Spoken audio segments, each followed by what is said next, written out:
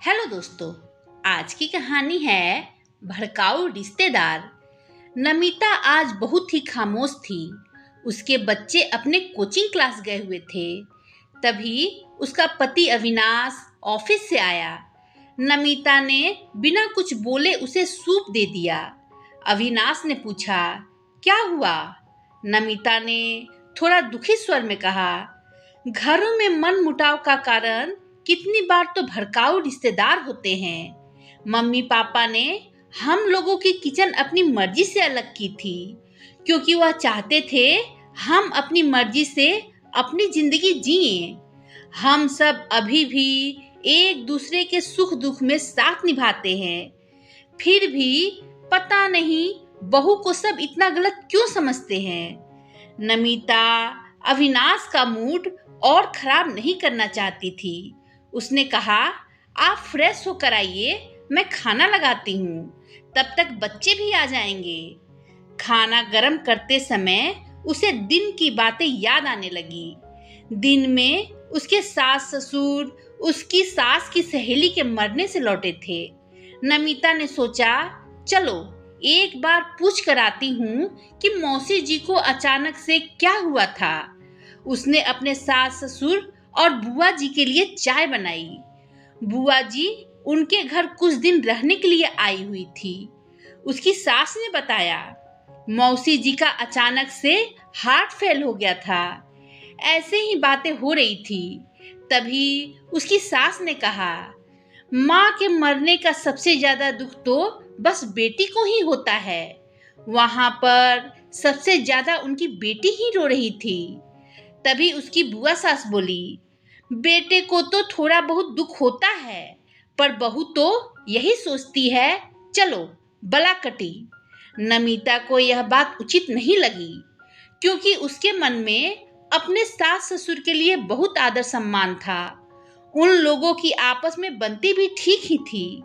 नमिता ने कहा, बहू को भी खुशी तो नहीं होती सास ससुर के मरने की? सब एक से तो नहीं होते। बहू को भी दुख होता है। हाँ, बेटी की तो बात ही अलग है।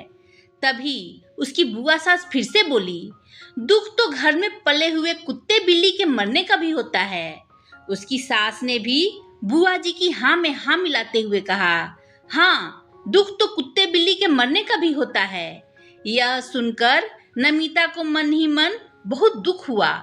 नमिता को इस बात का बुरा तो लग ही रहा था कि बुआ जी ने सास बहू के रिश्ते को घर में पले कुत्ते बिल्ली के रिश्ते के समान बोल दिया।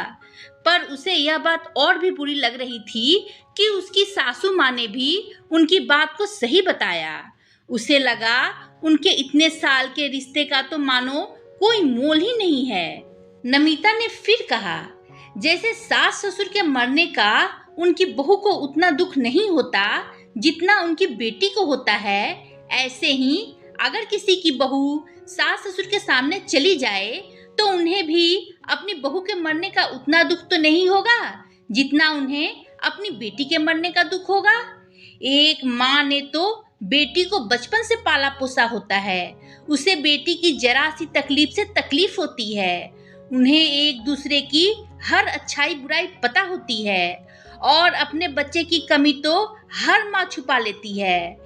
पर सास बहू का रिश्ता तो चंद रस्मों के बाद जुड़ जाता है। वह दोनों एक दूसरे को जानती तक नहीं होती। एक बहू जब अपने ससुराल आती है तब उससे अनेकों अपेक्षाएं लगा ली जाती है। उसकी अपनी इच्छाओं के तो जैसे कोई मायने ही नहीं होते। बहू की तो एक जरा सी गलती सारे जगह में खबर की तरफ फैल जाती है। सास बहू एक दूसरे की कमियां ही देखती रहती है। इसलिए ही सास बहू के रिश्ते में इतनी मिठास आ ही नहीं पाती जितनी माँ बेटी के रिश्ते में होती है। नमिता एक सांस में सब कुछ बोलती रही। शायद आज उसे उन लोगों की बात कुछ ज्यादा ही चुभ गई थी। सब उसे देखते ही रह गए। नमिता उठकर अपने कमरे में आ गई। उसका किसी भी काम में मन नहीं लग रहा था।